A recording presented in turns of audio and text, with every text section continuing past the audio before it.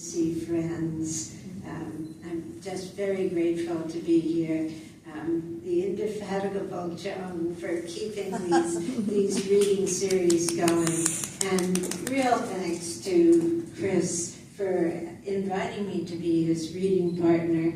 And thanks beyond that. He did something that I found quite remarkable. Somehow or other, on his own, he found and purchased, I believe online, works of Wildfire. And not knowing how to contact me, he contacted the publisher to ask how to get in touch with me about the book. It was a wonderful connecting. So I'm very grateful. And after this reading, I'm also grateful to Bumble. Bumble is a wonderful character. Somewhat like Chris, but a little bit differently. I am going to read from different books and manuscripts. I'm going to begin with a couple of poems from the chapbook Only So Far, which was published just on sort of the eve of the pandemic.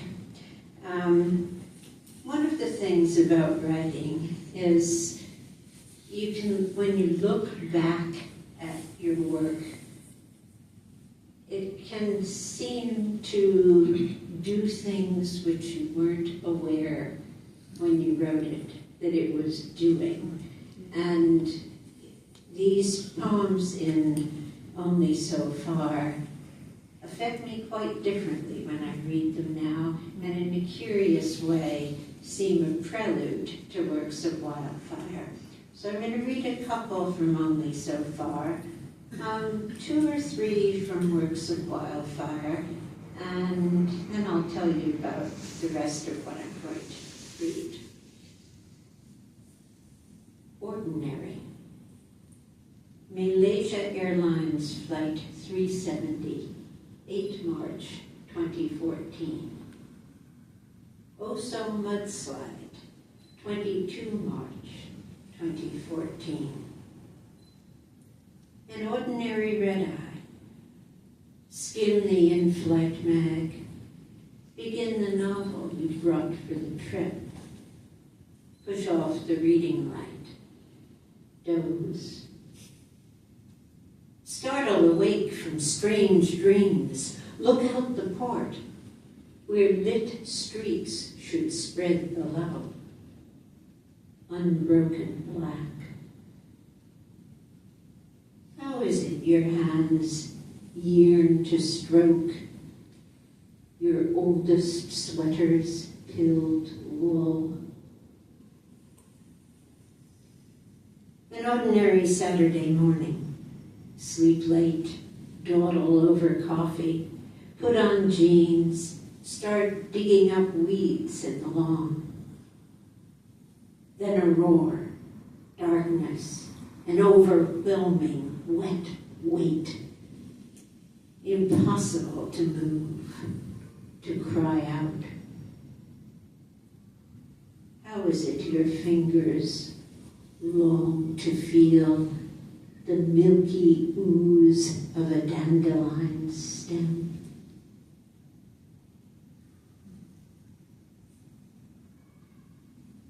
To hold dear. In the rooms where you spend each day, how much do you fail to note? Some things you forget so completely, you're startled when they suddenly catch your attention.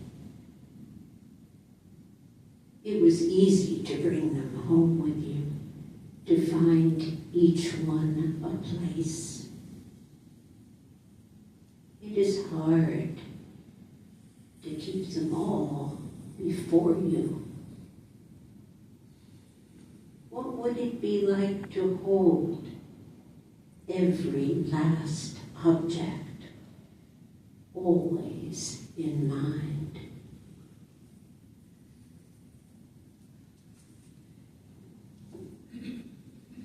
Well, you and Eugene are no stranger to the works of Wildfire.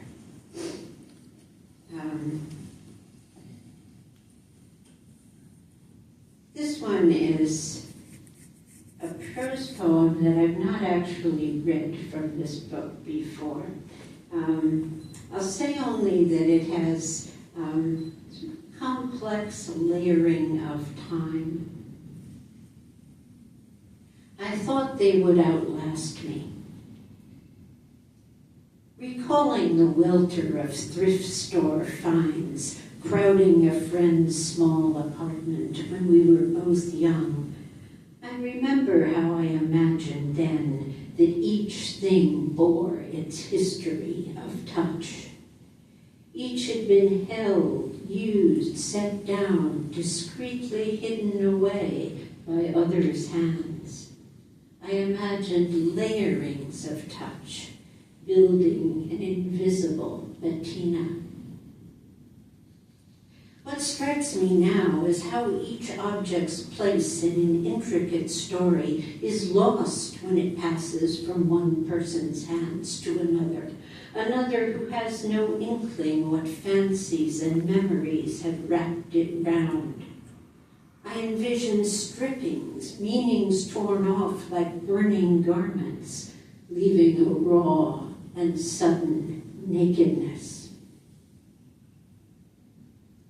So I wrote, secure a quarter century in one home, surrounded there by objects my eyes caressed, my mind held dear. I feared for them, cast adrift at my death, or sooner if my faculties failed. When I can no longer hold them, even in mind, I fretted. What will become of them?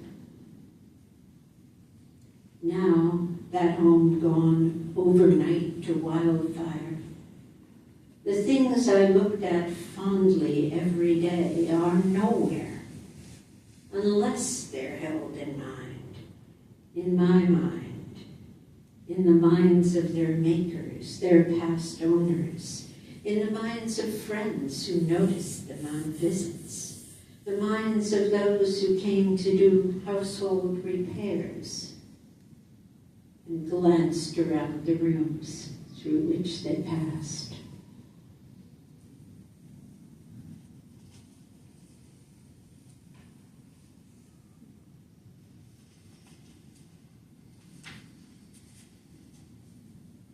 This one has a read-in title. The place we left is no longer the place we left. Soon after we fled that night, the shaggy spires of firs must have become so many 50-foot torches.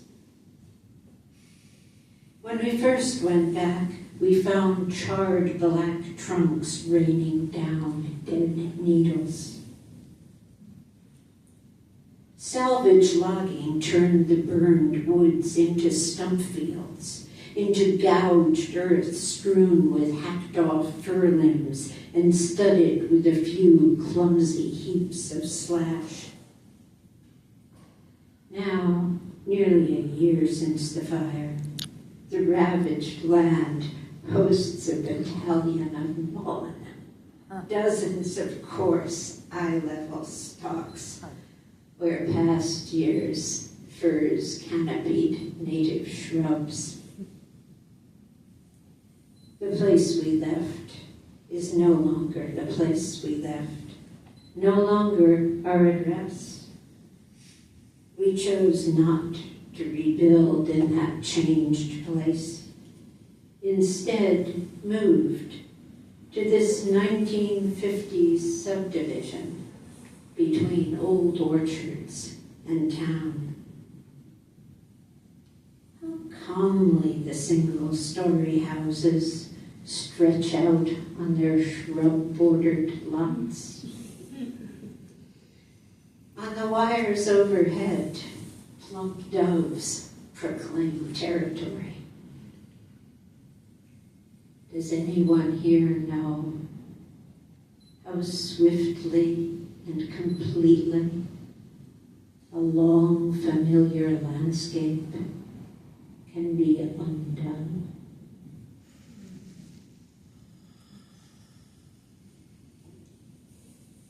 Should have brought water. So, if my voice gets a little crackly, you'll understand, and I hope forgive. This is the final poem in Works of Wildfire. And it also has a read-in title. What luck, we said. The acres we bought some 2 decades back and made our home happened to lie right in the path of a total solar eclipse, barely a 1/4 mile from the center line. No need to travel across the world to view it, no need even to leave our land. If only persistent smoke from distant wildfires dispersed on the awaited day. What luck that it did, just in time for us to witness the entire eclipse, from first contact to last. 3 years after we watched in the sky above our familiar home horizon a pale radiance appear around the sun's briefly moon-blocked disk, this same land of ours would lie right in the path of record winds from the east, bellows to smoldering fires in steep, remote terrain, fanning them high, driving a storm of embers swiftly west and down the canyon, setting drought-parched trees and brush alight, igniting anything we built. The swath of burn reached barely a 1/4 mile past our place, when the wind, forecast to continue hours longer, abruptly stopped. What luck for those whose homes were spared. Fir trees blackened and dead, house, outbuildings, and all their contents consumed. This land is no longer our home site, but remains ours in the tax rolls. Land that was, until it was seized by settlers, whence it came through a long succession of sales to us, part of the home of the Santiago Band of Calipudia.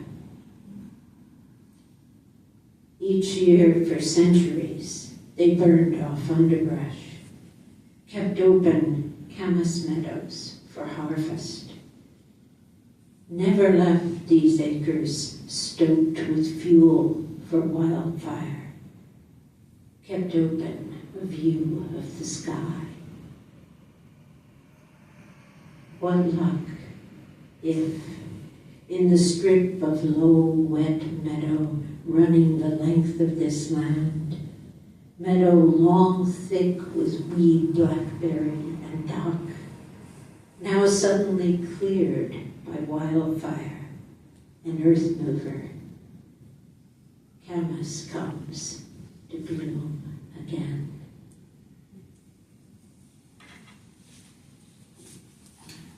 Oh, thank you. Thank you so much. Thank you. That will really help.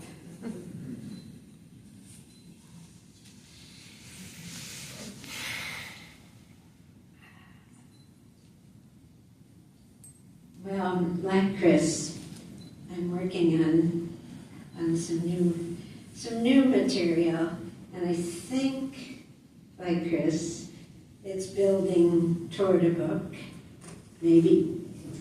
And the working title at this time is After. And at this time, it has 3 sections. A little one titled Once. A big one titled After. and another little one titled Still. So I'm going to read one from Once. That's what these markers are for. It occurred to me at some point that there is I thought of a new category of poem called a talkback poem. This is sort of a talkback poem, and it's titled with a line from T.S. Eliot, and a little more of that passage is in the epigraph. Only for one time and one place. What is actual only for one time and one place. That's it. And the setting of this is back before the fire. 3 days past the autumn equinox, dimmed for night driving, the dashboard clock tells me it's 9 on the hour. I'm eastbound on the highway home. Straight ahead, grazing the horizon, the moon shines its full, round face. Actual only for one time and one place can suffice. Let the dark come earlier and earlier. Let the moon ascend the sky and then descend and set. Let it rise, later and thinner each night. Let it wane to wax again and wane again, month after month. Let it appear and disappear as clouds move across it.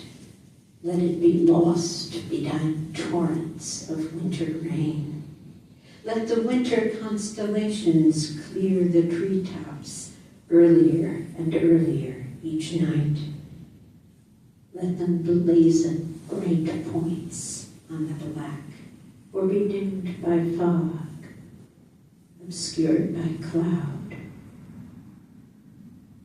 Actual only for one time and one place will suffice.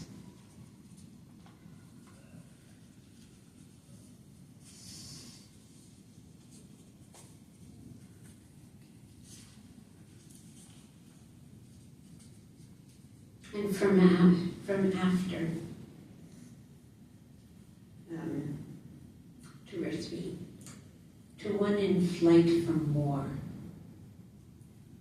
Who am I?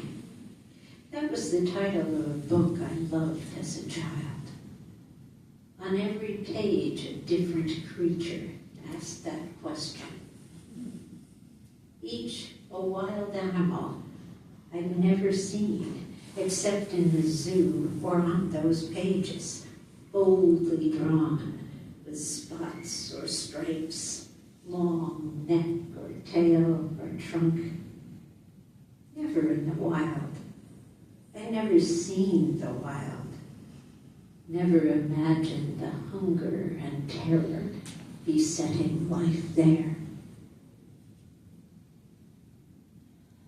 Who am I? You must be asking yourself now that the city where you had your home has become the wild. Who am I? You are prey, rabbit beneath the dive of hawk or owl, deer whose scent a cougar has caught. Who am I? For every animal in that picture book, the question was answered with its name, printed upside down beneath its riddling self-description.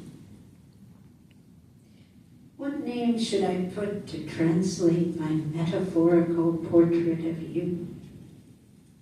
Exile? Refugee? Asylum seeker?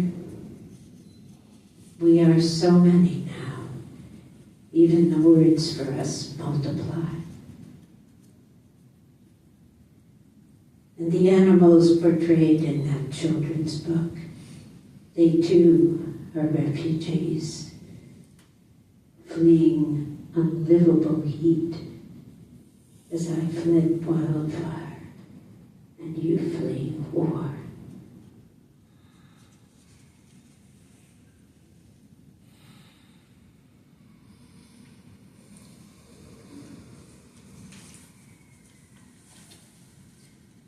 Survivor for co-lieutenant. I'm a three-legged pottery pig, not much bigger than the ball of your thumb. Conchitos, they call us in Chile, where the idea started that we bring luck. But what can one so small as I do to stop a fury of wind-driven flame? I guess I had only enough luck to save myself. All of me, hardly more than a shard of anything else. A gloved hand lifted me up from the rubble of the house and all it had contained, gently brushed the coating of ash from my belly and back. So I was rescued by the people who'd once gotten me as a gift from a friend. Joined now by a few brand new pig figurines, I stand on my three legs in the living room of a different house where my people moved after the fire. Smoke blackened, I look dingy beside a spiffy opalite pig with all four legs. The people must know by now I'm not much good at bringing luck. But I think they're glad I survived. Small, sturdy tripod that I am.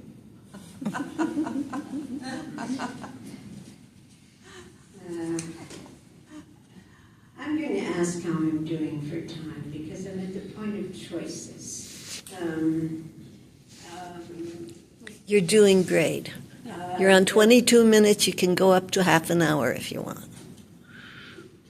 Well, she's really keeping track. Thank you, Sharon. Well, I've been filming, that's why. Yeah. Okay. I have these color-coded marks and so forth. So I don't distract you. The seasonal allergies first, and then some more winter.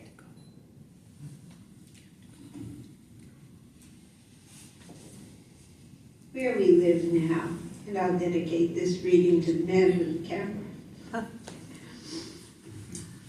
Didn't think it would affect me so much just to dedicate it. Where we live now. This street where we've moved in our 70s was settled the year we were in June. Sorry, let's start again. This street where we've moved in our 70s was settled when we were in junior high. This house was built the year we turned 13. That year, you sat behind me in English class, and I had a crush on the boy I vied with for the largest vocabulary. That year, I first knew the thrill of discerning the workings of a subtly made poem, and first fell in love with a poet long dead. That year, you kept a camera always with you, and I kept trying to escape being caught in your pictures. That year, in 8th grade, I didn't yet know you'd made a telescope and built an observatory in your family's backyard, where you spent clear nights drawing and photographing the moon and planets. When wildfire consumed our last house and everything inside it, along with our shop building, barn, and everything stored there, it didn't reach the observatory you built in our pasture.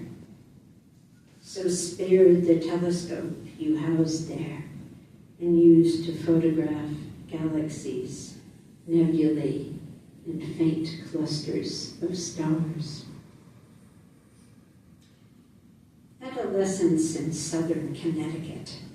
Neither of us yet knew anything of Oregon, or had even heard of this small West Valley town where bulldozers were turning century-old walnut orchards into raw half-acre lots for the subdivision where we now live. A coast redwood, tall and shaggy wide as any fairy tale tree, now marks the north edge of our deep backyard. A volunteer walnut juts up from a sprawling rhododendron, grown massive in the shade beneath the darkly towering Sitka spruce.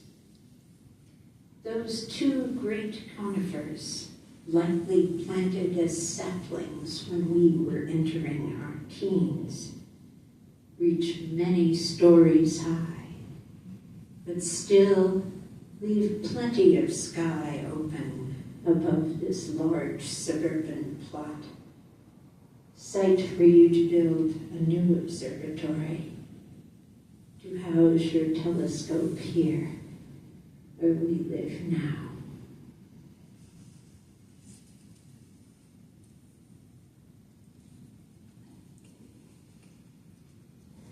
The way timing works with book submissions and publications is sometimes rather back and forth. And I have recently had a chapbook manuscript accepted that came from, maybe you could call it mitosis. Is that right? The splitting of a cell? There was this book manuscript, and I finally decided it was ungainly. And I pulled out a section that felt really coherent, and then I also worked on what was left of the ungainly book manuscript. And I'm going to, I think, close with a couple of poems from this forthcoming manuscript. My little bookmarks are... Just one. Just one. Just one. Well, in that case, I'll skip. I will read the penultimate poem. No, the anti-penultimate poem.